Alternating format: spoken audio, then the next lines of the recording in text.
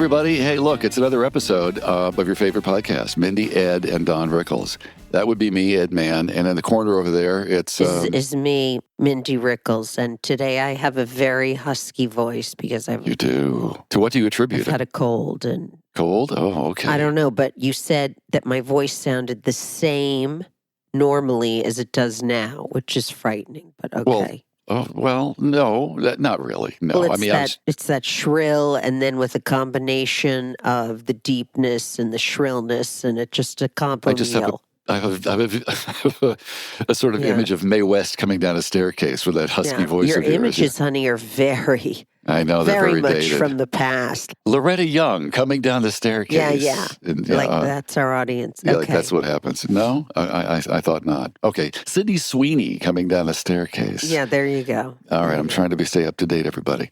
Hey, we have a special guest today, as you probably see on your little label when you get the podcast. It says somebody Newhart, and let's describe who this is, Mindy. This is my favorite person in the whole world, aside from you. I was going to name drop Rula Lenska when you were saying your throaty voice, but I'm like, oh crap! There's like three people out there who know who that was. I was just going to say nobody except us knows who that is. So the jovial voice you hear there is Tim Newhart. Tim is one of Bob and Ginny's kids, and we say kids. The favorite child. Favorite child.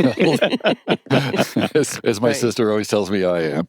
That's a whole other podcast. But Tim is here. So hi, Tim. Hey, guys. I'm happy to be here. I've enjoyed listening to the podcast. It was great to be on. You've actually listened. Well, you're the one. We love that you're here. So I said, Mindy, we got to download this week. He's like, oh, it's Tim. Well, let's protract this thing by openly pitching to my sisters that they get on the show next. So I think they have stories to tell as well. I love that. They have their own stories. They have their own perspective. Yeah, we can actually all of their stories. Right. We can fact check you through them and make sure everything is correct. Right. Yeah, so exactly. I'm taking very good notes. But we're lucky enough to have Tim in the same town. I know that Jen is as well. Courtney, unfortunately, is not. She's elsewhere, up in Oregon, undisclosed location. But it is always great to see Tim, of course, which we had actually fairly recently, and not often enough. Yep. But I'll let you guys kick it off. I mean, you guys kind of grew up together. I mean, it was not the same classes, and things, but you're relatively the same age, no? Yeah. Right. I don't think any of the Newhart kids. Apart. Yeah, none of the Newhart kids overlapped. Larry was a year younger, and Mindy, you were in the class above me. Larry was 4 years younger than me. Oh, then he was 2. Oh, okay. All right. Yeah, so he was a couple years younger than you. He was 4 years younger than me. He was younger than you, and then Jen was like 5 years younger, so Larry and Jen were a year apart. Yeah. Got it. Right. Okay. Yeah, so none of us were. And I know, Tim, you and Jen call yourself twins, but not because it was the same day, but, literally same birthday. Yeah, right? Born on the same day, 4 years apart, as was my mother and her sister, who were born on the same day, 4 years apart. And today, my mother would have been 85, so... this is something to celebrate. You're kidding. Yeah. Oh, that for sure. Yeah. We loved her so much. She was as one of my favorite her people picture's in the world. Perched right above my head. When I wake up in the morning, a screen comes down and it's a picture of it's on a string. And it's yeah, well, I mean, I think that's one thing that we've never really talked about is, I mean, we talk, Ed, we were talking earlier about how the women are the glue of the relationship, but of the two families coming together. But I would also kind of just say, it was a matriarchy. It wasn't a patriarchy, despite, Bob Newhart and Don Rickles being, these big personalities and celebrities.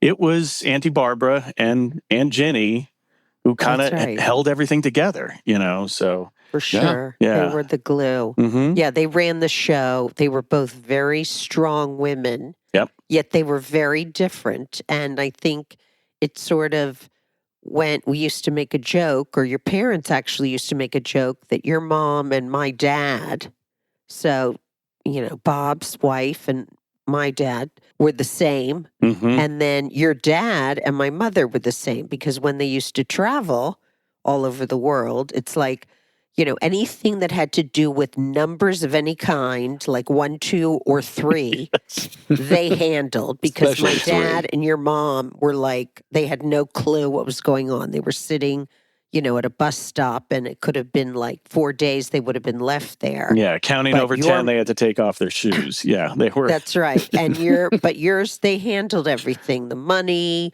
right? The traveling, all of that was handled by them. And my dad and your mom were just kind of like loosey-goosey, whatever, I would say. They were just more... Loosey-goosey. I would describe Goosey. Where's that anything coming your from? father did as loosey-goosey.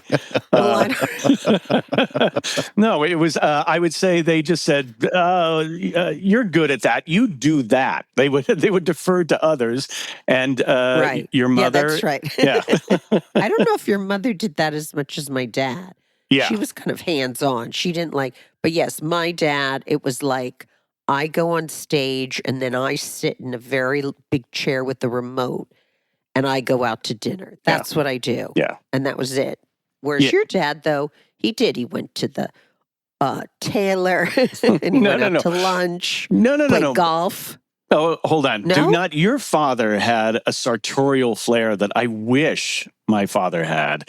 And I'm going to speak on behalf of my sisters and say there was a documentary about, was it Jack Taylor? Was that the name of the Beverly Hills Taylor? Oh, that was the Beverly Hills Taylor. That's right. I remember because I remember laughing. It's Taylor the Tailor. Yeah, yeah. And it was a beautiful documentary. A very famous Taylor in Beverly Hills. Yeah. Yes, go on. And so that was the thing, is that your father always had, he had his monograms on his cufflinks. Like in the 60s, I think he experimented with the Nehru collar, certainly had an ascot every now and then. Did he? Like he was a peacock, No, he was very into his clothes. Yeah, they had to be perfect and meticulously, yes. Yeah, and so my dad... God bless him. We're going through, mom and dad's stuff, and I'm finding like a lot of Brunello Cucinelli and Laura Pana and all that kind of stuff. And I'm like, I thought Dad always wore Gap because he never cared about how clothes looked. So it would always it would just kind of droop from him. And then I'm like, Dad, he was actually wearing really nice stuff, Well, I'm sure that must have been your mother doing all of that. My mother would do some tailoring, but Dad just didn't care. His thing was like, it was always I'll buy 5 of those sweaters in different colors because I never want to go shopping again. Whereas I just got she picked out the nice stuff, or he just... Yeah, and he just didn't take care of it, didn't care about what it looked like. I see. Whereas your father, you just knew he enjoyed going to the tailor. He had a and sartorial the flair. Yeah. Yes, the sartorial flair. And the pocket square was... this is where I forget words. I told this to Ed. I'm trying to say like the pocket square was folded. Thank you very much. It's like that was the word you were looking for? He's coming in with sartorial. Yeah. Like you're working on folded. I thought you were going to use sprezzatura or something. Good Lord. Oh, no, that's because you're a professor of letters. I don't know what that means. Oh, man, that's funny. I just don't know. I had the 600 on the SAT with a class ahead of time to prepare me. So Tim's that's with a thesaurus sitting at your side. Yeah, it's like, Tim has a great mind, and I have like my father's. Well, no, I don't want to say my father's mind. He was very smart. Yes, I have a mind that's not that bright. Okay, let's move on. No. I'm going to interject here. It is that thing. Ed sent me a clip earlier of Uncle Don about to talk about Dad, and it sent me back to the fact that my dad was in awe of your father, that he just didn't prep, like I'm a teacher. That's for sure. I'm a teacher. If I teach at 8:00, I got to get in at 7 every morning to prepare. And that was my father. He had steno pads all over the place. He didn't wing anything. He might move a story around or something like that. But he was very meticulous with his act. Right. But what I'm saying is like this podcast, I don't think I could do this podcast. You seem perfectly comfortable doing it, and it's fun to listen to. Well, you are doing it. Well, you are doing the podcast. But you're guiding me, Ed. I don't know. Oh, well, I don't know. No, or maybe I'd prep for this for 3 weeks. My dad, no, he never prepared, and he never, like we say, never wrote anything down. No. And that's why your dad would make jokes like your dad would say, what he just said made absolutely no sense whatsoever. My dad I'm going to tell you. And then I was up in the tree and the banana. was in the toilet in New York. And then like everyone would laugh and we'd be like, well, what did that mean? You know? Yeah, but isn't no idea. That's just the old saying, and I always screw this up. And my dad used to always tell me, Tim, you screw up everything. Not in a malicious way, just like, I can't tell a joke. And I can't tell a joke. And I remember it was something like comics say funny things, comedians say things funny. Things funny. And that's the thing is like Uncle Don always had that like, what the hell did he just say? Right. But he said it with such conviction. You know? Right. Conviction. Yes, that's right. There's two things if I can interject. And I've always told Mindy that performance is often, particularly your dad's performances, are almost like jazz. Mm-hmm. You know, it's like, okay, it doesn't have to be exactly written down. It's just sort of there. Yeah. And as long as you're in the framework of where you're going, just, nail it. Yeah. Just go ahead and stay with the rhythm. And he never lost his pacing. It was like bum, ba bum, ba bum, ba bum, ba-dum, ba-dum, ba-dum, ba-dum. You listen to him when he was 89 and 49. It's the same guy. Yeah. Right. It's the same And you're pacing. right. Tim's right with conviction is the word. Yeah. Oh my God. He believed everything he was saying, whether it made absolutely no sense or not. He had such conviction for whatever it was. Because that's what they always say, with don't show fear. Stand-ups, if you don't believe it, the audience isn't going to believe it, So it's like he absolutely, whether he knew in his head, I don't know what the hell I just said. He knew, he said it with conviction so that they, laughed because that's what they did. But your dad was like a scientist. And I saw him backstage, Tim, not to interrupt, honey, but there was a show that he did, your dad, Mindy, at the Westbury Music Fair in New York. You remember that show? And your dad's legs were just awful. And he was in New York for the Friars Club tribute. Right. And your parents went, Tim, and it was just a lovely affair. We had Tony O there and, Harriet, who was everywhere. And it was just a lot of fun. But your dad was in pain, so he gets on stage and he's struggling. You can just see him like holding on to things. Of course, the timing bump, ba-dump, ba-dump, ba-dump, ba-dump was always there. And the crowd was hysterical. And I walked up to your dad, Tim. He was sitting sort of, not even sitting. We were both standing sort of off in the wings, way to the back. And Bob's head was just sort of shaking side to side and grinning. And I said, isn't that something getting up there, Bob? Those bad legs of his? He goes, that's not what I'm grinning about. I can't believe that he said what he said and they're laughing. Right, because it made no sense. He wasn't making any sense. Right. Yeah. I thought, oh my God, that's hysterical. Conviction. Mm-hmm. I was watching old Norm Macdonald, and I know that my dad influenced Norm Macdonald, but I see more of Uncle Don in Norm Macdonald in the sense of like, probably one of the most iconic things he did was he did a roast where he used like old 1940s Friars Club jokes. Everything started with my wife was such a battle axe, that kind of thing. Right. They weren't good jokes, but his delivery, his conviction of just like, I might get you pissed off when I finally give you the punchline, but you're coming along for the ride, Yeah, he took it as far as he never like dropped something and went on to the next thing. He's like, I'm doing this bit or whatever.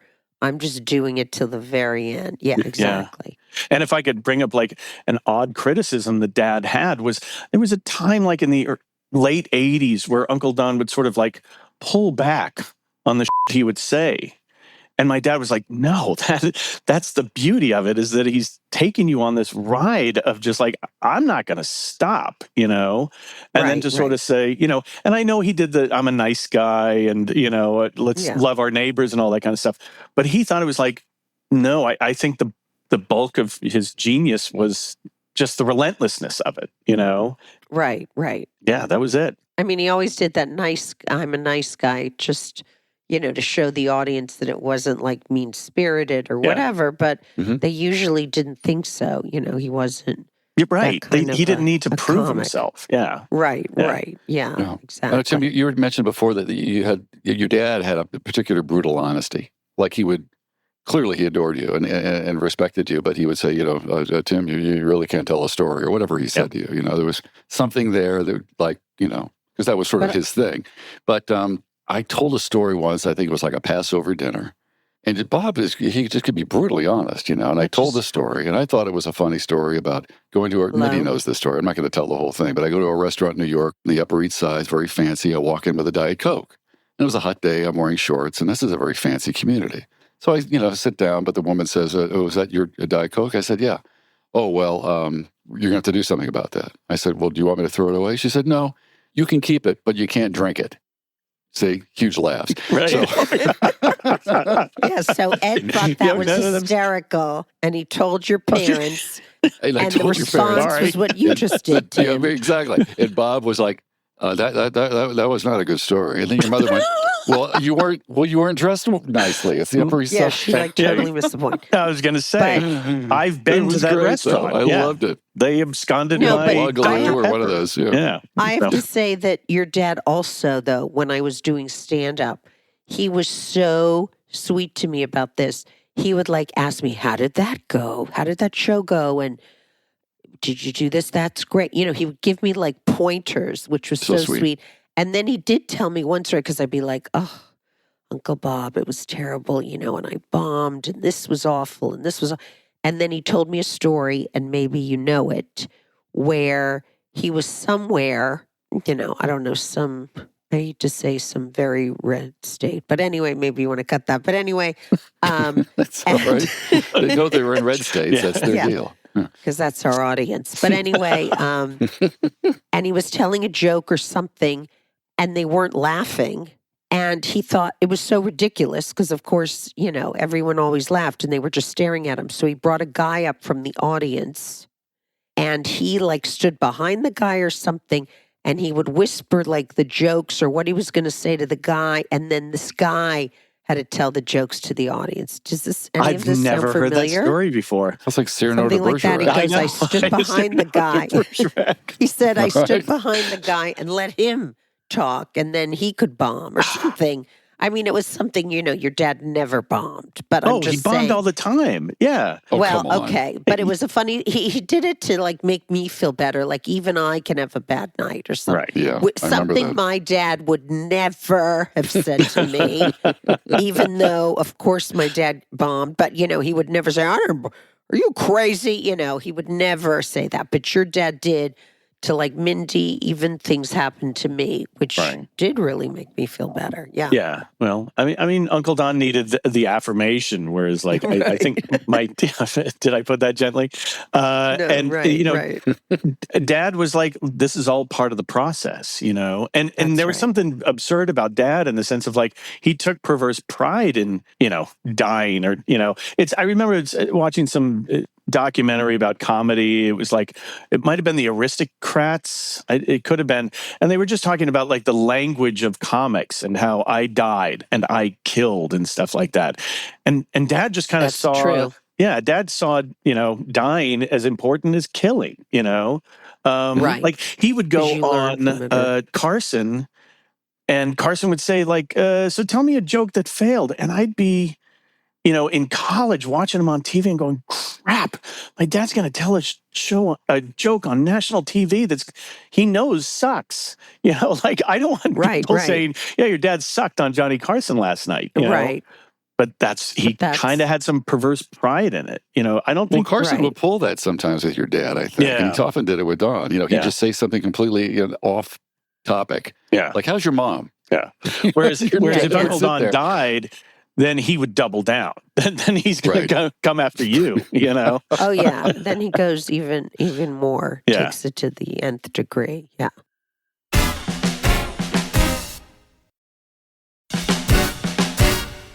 Well, before we segue into some of the other relationship that you guys developed over the years, and of course that, Bob and Mindy's dad had, I thought I'd throw a clip in.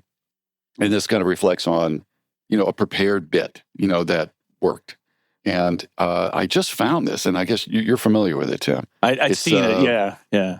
Yeah, it's on the old Judy Garland show. And Bob is here watching television with Judy, and it's like a two-shot of them simply watching the set. And they're watching themselves, but they are not themselves. In other words, they're watching as a man and wife would be watching a television show and critiquing it. And it's pretty funny. Should we run it? Yeah. Yeah. And we can comment on it later. I think it's wonderful. Why, that Bobby Darin sure sings up a storm, doesn't he, Ethel? Yes, but who are those two other people there now? Huh? That's Judy Garland and Bob Newhart. Why would she have Bob Newhart on her show after that big feud they've been having? Yeah. You know, without her glasses, she doesn't know who's on her show. That's why they put the lights on her runway there, so she won't fall off. She can't see it. Can't find the cue cards, can't find the guests. I really know her. Boy, $2,000 for that thing, huh? What thing? You know. You'd think he'd make sure it was centered. Pointing at his hair. What's the difference? They didn't even center his new nose. Boy. Look at him. Boy, how can that guy smile? He was in a German prisoner of war camp, you know. Well, really? How long was he a prisoner? He was a guard.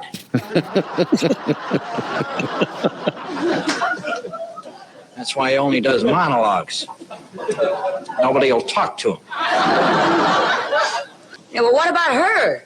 You know she hasn't sung a note in years, don't you? She just moves her lips to old records. She sang I Left My Heart in San Francisco 2 weeks ago. That's a new song. They just speeded up the Tony Bennett record.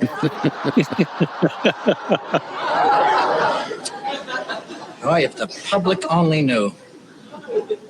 Look, she's going to sing. Oh, boy, let's get that other station with that Western on it. Wait a minute, she's not going to sing. Oh, good. It's a commercial. That'll be a relief. That's great. 1963. Yeah, that's good Oh, my writing. God, such a long time ago. Yeah. Well, I And of wonder who course, wrote your that. mother loved Judy Garland so much, right? Yes, which sent me into therapy because I knew every song she ever sang, and I don't think I ever chose to listen to it. She Oh, my loved Judy God. Garland. That's probably why she did it, because I think Dad's variety show was canceled by that point. They were married. And then I think around 65, he does a variety show with Carol Burnett that didn't work. So, Oh, really? yeah, Okay. it was called The Entertainers. It didn't really didn't work. But anyway, I'm sure that's why he did it, because Mom adored Judy Garland. Yeah, not me, but she was funny in that. She was really funny. She had Yeah, a she very was. good I sense of think she had humor. a very good sense of humor, and she was Yeah, she did. Yeah, actually just a one of those- very good actress. Yeah. as Oh, well. very good. Oh, my goodness. There was one story about Judy, though, that I know that when your mom passed a number of years ago, and you guys were so sweet. Mindy spoke at the funeral, and I was asked to play the burial, my trumpet, which was so sweet. And I really think about it, with very deep sentiments. But at one point, you guys came to me, I don't know if it was you, Tim, or Jen, or somebody said, she really, she loved Judy Garland. And I thought to myself, well, first of all, these are songs, I could play the melody, but it was either, Over the Rainbow, which will bring everybody into complete tears, even if I screw it up, or Torch Song. I mean, what do I, choose? I mean, I couldn't even think of one. And we decided on Stardust, which is a completely different song. But that's how much you love Judy. And I know that you guys all knew that. Yeah. It was very sweet. Very sweet. Thank you. Mm-hmm. It was. Yeah. And Minnie was hilarious. I mean, that was one of the funniest. And I prepared for weeks and See? weeks. Preparation. Now, would your dad have prepared for weeks, Mindy? Would he have prepared? No, that's the crazy thing. I was just like my dad. And I think that's why, but it didn't necessarily work for me because I hated preparing, doing stand up. And it's like I had that mentality of my dad. Not that I was, so brilliant, because most comics, have to prepare. And I had to prepare, but I hated that. I always enjoyed, when I was improvising with the audience, talking to the audience.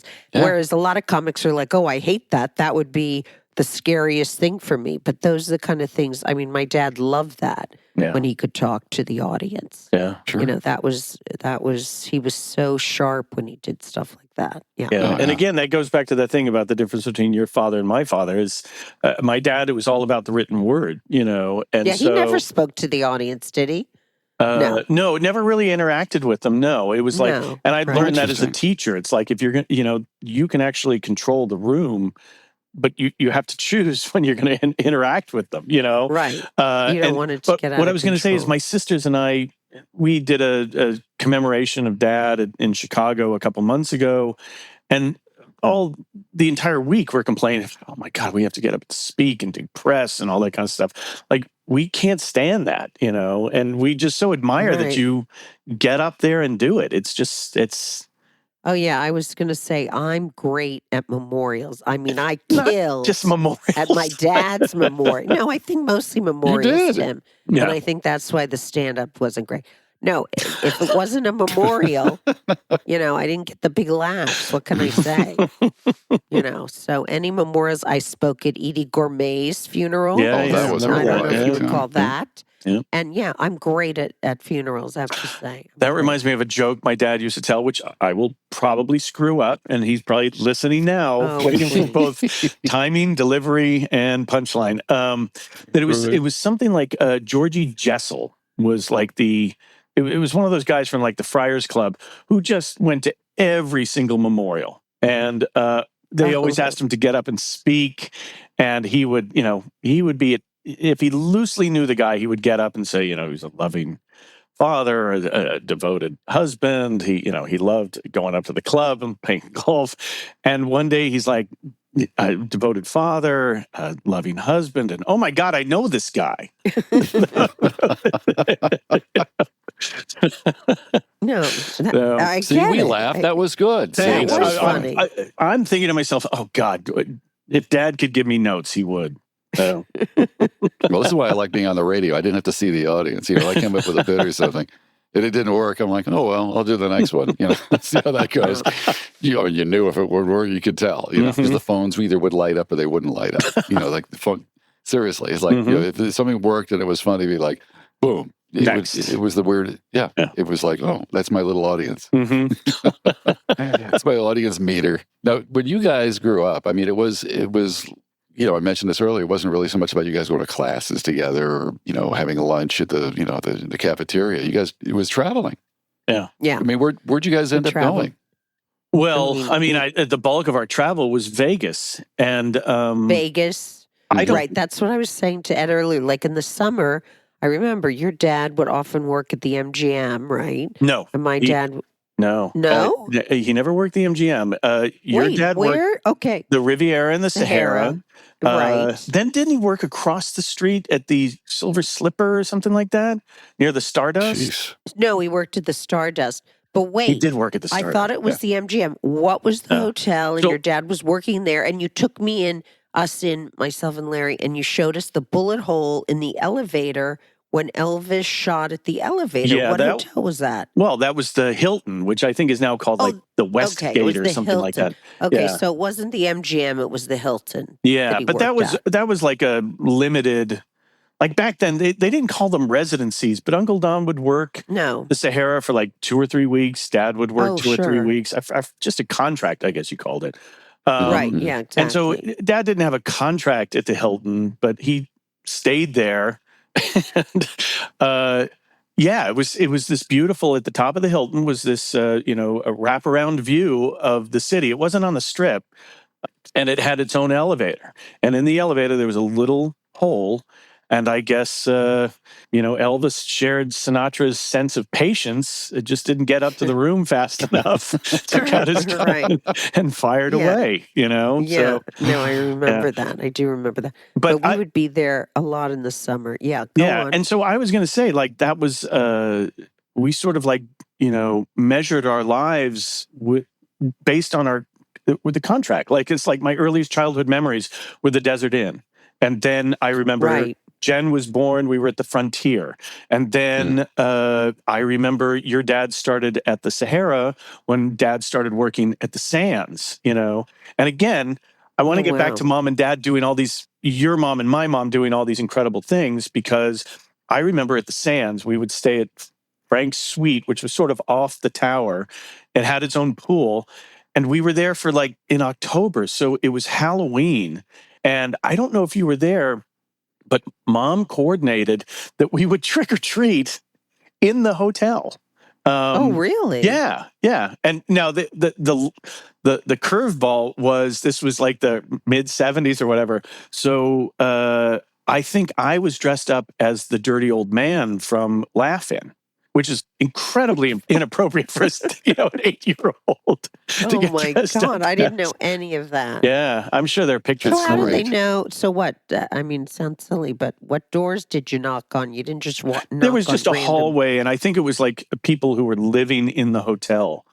But really? This one one story I do remember was when Uncle Don was working the Sahara and we were at the Riviera, and right between those two hotels was the Thunderbird Hotel. And it was kind of this second-tier hotel. There were no big names there or whatever. It was like our mothers were always looking for something for us to do. Right. On a Sunday. Activities. Yeah. And most of the time we'd just go over to Circus, which was so surreal because you'd be like throwing beanbags into holes, and then down below would be like drunks hitting on cocktail waitresses. Yeah, I know. It was very sleazy there, but I loved Circus. But then one day they said, we're going to go to the matinee of whatever show was playing at the Thunderbird. And it was like the North Korean flying circus or something like that. And do you remember this? No. Yeah, I remember this vividly. And Auntie Barbara and Mom picked a little booth far back, and it was a room that maybe held 500. This is a Sunday matinee for a flying circus.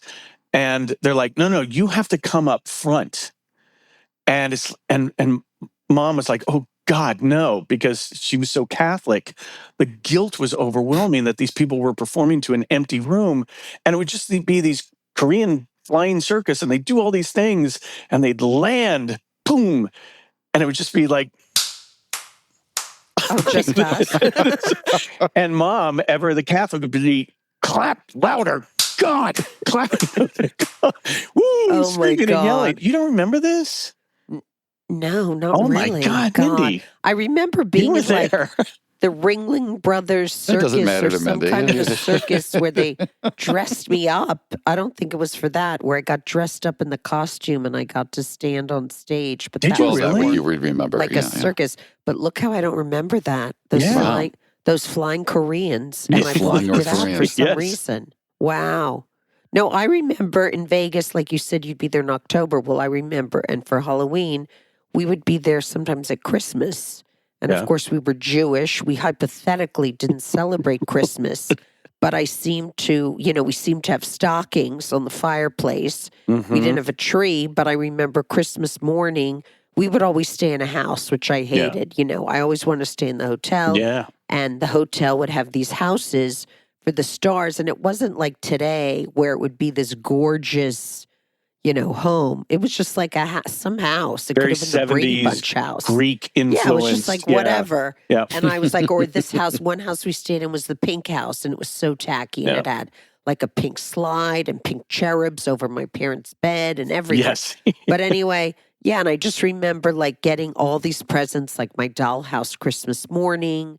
And that was like a dream for me. And I do remember also, oftentimes we stay at these houses, you guys in the summer would come over and swim in the pool. Do you remember that? Yeah. I remember you guys coming over, and my mother, would have like a whole table set up with fruit and vegetables and dips and all this stuff. Yeah. And you guys would come over from the hotel because you were more in the hotels. We stayed more in the. Sometimes we stayed in houses, but you guys always had better hotels. I don't know. I don't know. My mother she hated the hotels, and she always wanted to stay in a house. Right. So, and I remember a lot of summers, at these houses with these pools and, like on the golf course or something. Yeah, I swear when I saw Casino, I thought De Niro's house was the house you guys stayed at. Oh, I totally remember a house. I know, that's so funny because I thought that too. It just reminded me of my childhood with the house that was right on the golf course, the way he walked off the golf course into the house or whatever. Yeah. I remember that too. That was very similar to me. Yeah. I want to circle back to the whole vegetable fruit thing.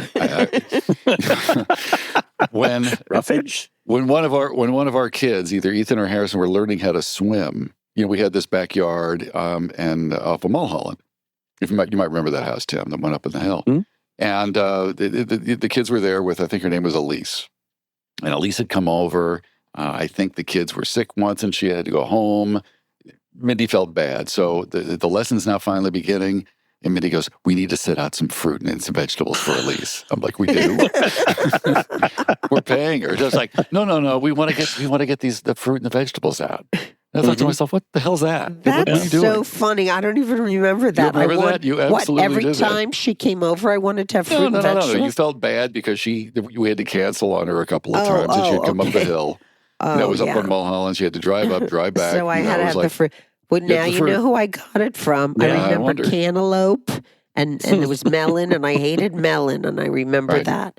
But I think that was also our mothers trying to make a pretty abnormal situation as normal as possible. Because I remember my mother would tell us we had to, make our own beds in the hotel, and I'd be like, there's like this little thing I can hang on the door, and they do. Oh wow! They'll do it for me. Wow. I didn't have to do that. Yeah, that's unbelievable. No, I mean it was like, well, not unbelievable that you had to make your bed, but I guess no, we never. Had it was unbelievable this weekend when you made our bed. I mean, that was fireworks went off. But yeah, no, I remember. It's so funny. They did try to do that, and I've said with that on other podcasts. And our parents, which was different than a lot of other, actors or performers, we would go. Your mother would make sure that you guys all traveled with your dad. It wasn't like I made an example, like Dean Martin would go to Vegas, and his family never came with them. They stayed at home, and all these other. But they made sure. My mother always made sure that we were all together in these places. I think about you did an interview with Jody Hamilton recently, right?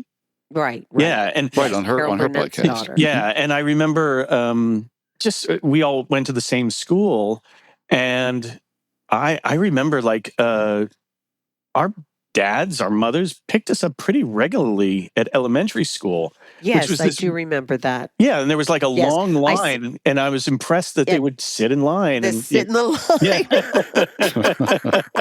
line. And some people might not understand that, but it's like my mother, she didn't really take me to school in the morning because our parents did like to go out to dinner. They always, there were many dinners, though. We had absolute dinners at home, like many nights a week, the four of us. Yeah. But yes, she did pick up like almost every day. That's right. And there were plenty of people who, I think chief among them would be Lisa Marie Presley. Like she was always picked up by a limousine. Like she was never picked up by mom, certainly not dad. Right. But I don't remember Priscilla. that. Well, she was much younger. Yeah. Yeah. So our lives Priscilla were did not better pick than up, Lisa right. Marie Presley's, is what I'm trying to say. Yeah. Yeah. Think about that, Mindy. Think about that. No, but yeah, that's true. They did do that. It wasn't like a nanny or some kind of a driver, which nowadays sounds kind of silly, but in those days, that's, parents were not as hands-on, and especially parents that were, one was a celebrity or an actor, performer. They kind of were like, oh, let the nanny or the housekeeper do it. So, but yeah, ours did. They were very hands-on. Yeah.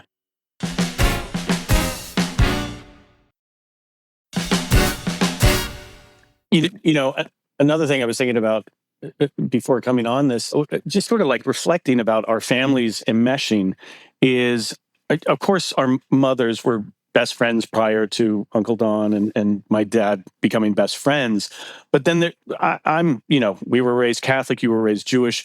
I'm not Catholic today, and I don't know how Jewish you are. Probably High Holy Days. We are now. We decided to go with Catholicism. Yeah. You're Catholics now. Oh, okay. Yeah. I'll see you at the Notre Dame game. It's great. Right. Anyway, but it's one of those things of like, I don't know if you noticed this, but like our families became more enmeshed in religious traditions. Holidays. In other words, we went to Passover, That's right, at our house. And we went, every year. Christmas was a huge deal. Yep. I mean, I marked that as a major, in my calendar. Yeah. I don't think we missed more than two of them. We missed that. Yep. Yeah, for sure. But you guys coming to Passover, that was always really, really fun. It was in the big hallway in Alpine. I remember that.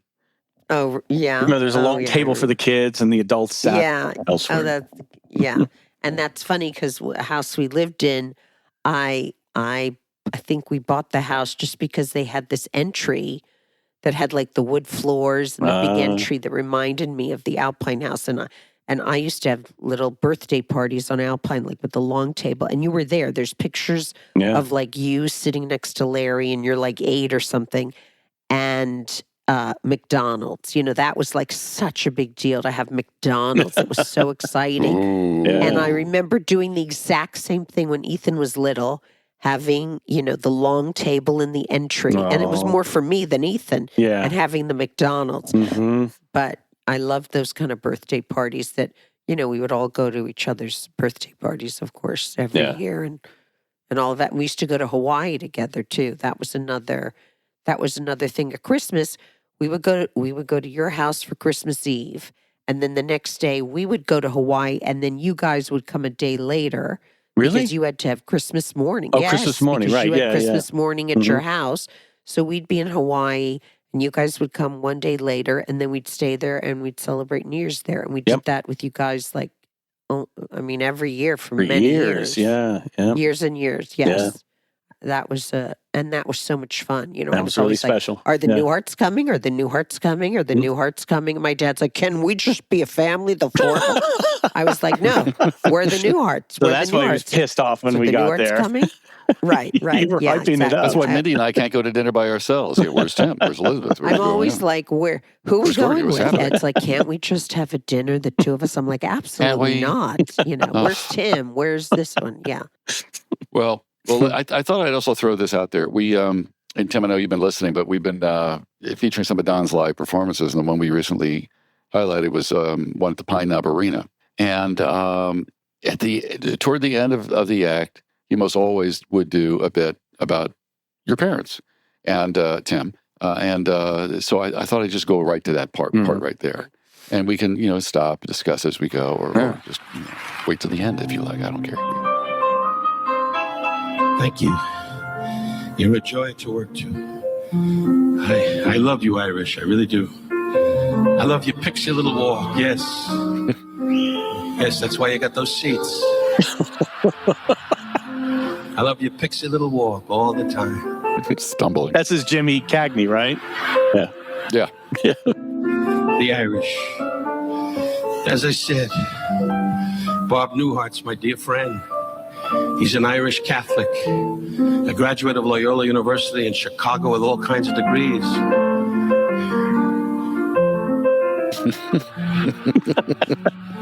Big school.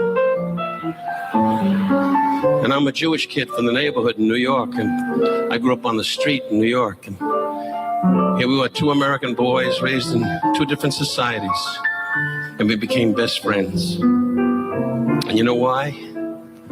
Because the wives are the secret. The wives are the girlfriends. And Bob's wife, Ginny, and my wife, Barbara, are just like sisters. And why? Because they both have black belts in shopping.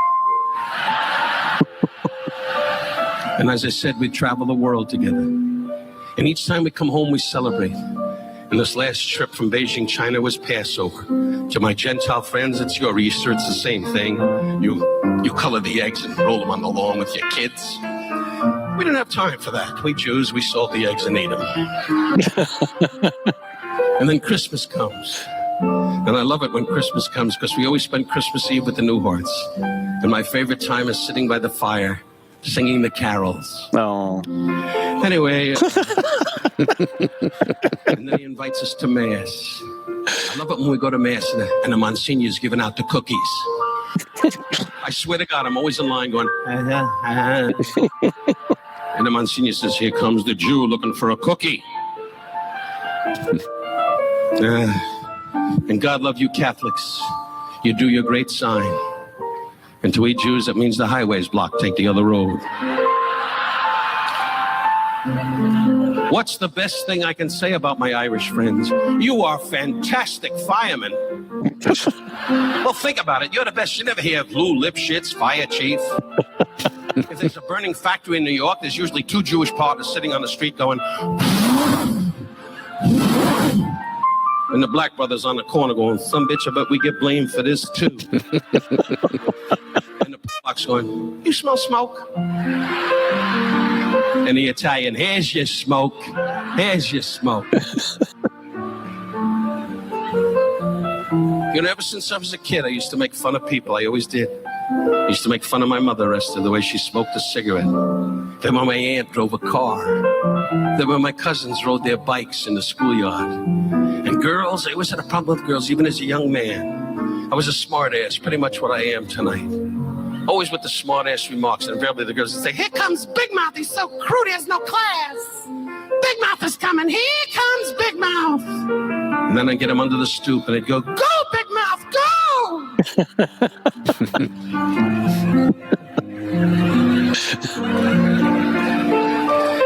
Under the stoop. And I was barely 18 years old. And I came out of high school, I never had a job. My father asked us, he said, "Don, sell insurance." He was an insurance man. I got a lucky break. World War II came. I was so happy. I got a job with the Navy. And they sent my ass to the Philippines for 2.5 years. And all I remember was a guy running around the jungle going, "Where are you, Joe? Where are you, Joe?" That's him. I know. That's our guy. Yep. God bless him. Yep. Well, he wouldn't write it down, but he always had it, and that was the act. I mean, he would do it over and over again. Yeah. Right. So it wasn't like he was coming up with new stuff like Sebastian Maniscalco every 2 weeks. Right. He would have all that together. Mm-hmm. Well, Tim, it was a pleasure. Yeah, it was a lot Wasn't of fun. it, Mindy? Yeah. Oh my God, it was so great. Yeah, it was a lot of fun. This is what I like to do when we go out to dinner. I'm like, why do Tim and I go into like a therapy session with each other? I'm like, what do you think that meant? We never quite figure it out, do we? I know, but we always come up with something new that we want to discuss that we haven't discussed before. I never thought of that, right? Yeah. Eventually, there's going to be a breakthrough that involves like Vegas, Sinatra, and Scotch. I don't know something. Yeah, exactly. That Sinatra was really our father. If you had taken the Scotch and the vodkas out of everything, none of this would have happened. I don't know if I told you guys this story just before we finish off, but this is like what this reminds me of is the day Sinatra died. I don't know if I told you guys this story. I think I did tell you the story that Larry called me up and is like, Sinatra died. And then he proceeded to tell me this story that was like the most absurd story you would ever. It's none of the like Rat Pack swinging kind of stuff. It was just like insane, just absolutely insane. And then he said, and my dad told me, "Don't tell anybody that story." And then I said, after he told me the story, I said, "Larry, my dad told me the exact same story and the exact same thing. Don't tell anybody this Sinatra story." And then for the next 3 hours of the day he died, we just told crazy Sinatra stories, which we cannot certainly tell on this podcast. You can't tell any of them? They're in a vault. No. In Cleveland, Ohio. There must be one. There must be one. What about the one with a log came out of the fireplace? I mean, that was a pretty funny story. So I have a rug. When my parents sold their house a couple of years ago, this rug that my mother wanted to get rid of, and she's like, "Well, Tim, you should take it. It's going to fit your living room." I'm like, "Okay." And there was this burn mark. And I'm like, "What's the story on the burn mark, Mom?" She said, "Well, it was the first year that we got the house," I think it was. And I don't know if you remember this. It was just a crazy night because it was, they invited your parents, probably the Martins, maybe the Sinatras. Probably the Sinatras and Billy Wilder. And Billy, do you know this story, Mindy? I don't know. And then, it doesn't sound and then familiar. Billy Wilder came into that house, and there was this. Remember in the living room, there was this beautiful sort of like triangular wooden. Do you remember the where the fireplace was? Do you remember? Sure. Yes. Yeah. They were in that room, and Billy Wilder said, "I remember this room." And I guess the guy who built the house, I forgot what he did. He was like a screenwriter or something like that. And he said, "I was here on the first Christmas night of this house back in the 1940s or whatever," which was insane. But then the other story was, as the night progressed, my dad was putting logs on the fireplace, and one of the logs fell, and the log was, had flames coming off of it, and it hit the rug. And Sinatra was there with his always ready, to douse out a fire tumbler of alcohol, which I don't think you're supposed to put alcohol on a fire, right? No, So no. Oh my God. It's like gasoline. He just poured it on and it knocked out the fire. And it was just, my mom and dad said, like, the rest of the night, he was just smug, like, saved your goddamn house, Newhart.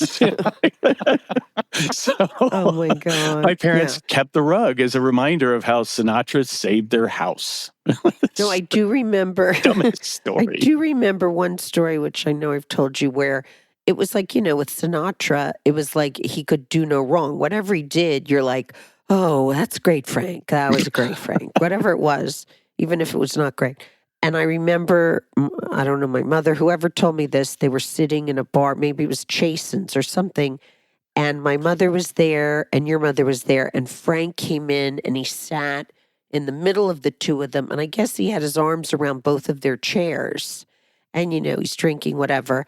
And he says something and he sort of puts his head back in the chair. And next thing you know, the three of them are on the floor. Now, if you know my mother and your mother, they weren't like, campers or people that could like scurry around on floors and jump up. They were very, dressed up and fancy and jewelry and all this. And of course, my mother was like, it's fine, Frank, I'm fine. And your mother's like, it's okay, Frank, that was wonderful the way you threw the three of us back on the floor like that. We loved it. It's like a ride, They just, everything he did was fabulous. But I can just picture my mother on the floor trying to get up, which must have taken like 30 minutes and a couple of waiters. Yeah, and my dad told me the story. He never apologized. He just got up and said, that's it. No, he got angry, I'm getting drunk and went off to get some martinis from Pepe. Yeah. Yeah. Because he was embarrassed, but he just ran off in a huff and left your mother and my mother laying on the floor in the bar at Chasen's with, diamonds flying everywhere. Yeah, my dad said, when my dad told me the story, he said, he got up, never apologized, he said, it, I'm getting drunk. And my dad said, a warm breeze could cause him to get drunk. Like he was always looking for an excuse to get drunk. Yeah, he would be nervous. He was always, stating the obvious, he was just a very volatile person. I didn't like. Yes, he had a very bad temper. Yeah. No, I was not around him almost. Yeah. Maybe you were, but I really wasn't. I met him like twice. Yeah. But I know that he had a very volatile, temper. He didn't come over to your house? It seemed like No. Not at all. Did he come to your house? Yeah, but with your parents. No, he never He's usually came like to a group my of people like Dick and Dolly and Steve and Edie. No, I only met him. I met his wife many, many times, but I only met him like on 2 occasions, like very briefly. Right. Like hello. Right. In Vegas once at like a New Year's Eve party where Robert Wagner was there and, Gregory Peck and these people that Frank Sinatra and his wife were very good friends with. Yeah. But no, that was fine that I wasn't around him a lot. I was good with that. I didn't want him like throwing me off chairs, backwards or whatever. Yeah. Well, once it was, and I've told this before, I just started going out with you, honey, and it was at your dad's 70th birthday party, and Frank showed up. And I said, God, I'd love to meet him. And Mindy went, no. What? Because I just didn't want to. And I got close to him, and he was so blasted. His eyes were just glassy. I was like, oh, yeah, I can see why. Yeah, there was no reason to. I got it now. I got it. You learned a lot in that moment, Ed. Oh, That's yeah. Right. Yeah. Oh, yeah. About what being part of this family was going to be like. That's oh, boy. Right. Yeah. 20 some odd years with your parents going from here to there. I learned what to say, not to say, who to meet, who not to meet. Yeah, they got to be a thing. What story not to tell in front of your dad, too, Tim? Yeah. Because I would say, don't say anything. Like when you said about Larry saying, don't say it. That could have been my parents' middle name. Don't say anything. Oh, yeah. Yeah. I remember. Everything was a secret and don't talk about this in front of everyone. We may be tapped. I said to your dad, they just did an A&E biography on Dad, and it was really sweet. And, oh, wonderful. And I was like, oh, you should do, Uncle Don, they should do one on you. His response was, yeah, I got too many people to thank, if you know what I mean. All right, I'm not going to touch that one. Right. Yeah, exactly. Exactly. Well, this is just a pile of fun, Tim. It was just great. Yep, a lot of fun. Thank you. And we'll continue this We will at our continue next our dinner. conversations It'll just with go That's right. on and on. Seamlessly That's right. continue this. Yep. That's seamlessly right. continuing from where we left off. All right. Well, thanks everybody for listening. It's been Mindy, Ed, Don Rickles, and our special guest, Tim Newhart. Thank you, Tim. Thank you, guys. Thank you. Thanks, Tim. See ya. Bye.